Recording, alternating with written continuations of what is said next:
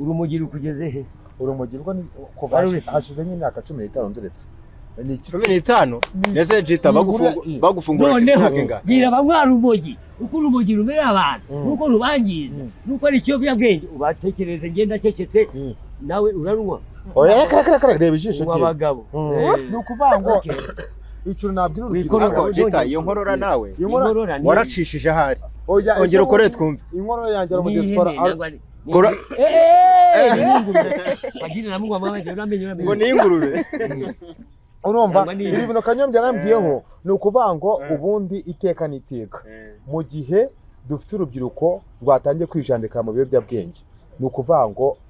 ahazaza h'u Rwanda haba hamaze gupfa kuko ni ukuvango uko twebwe turimo turasaza nka Jitafu reka nitango urugero Jita njye nyine keza uri gusaza urimo gusaza sheri ariko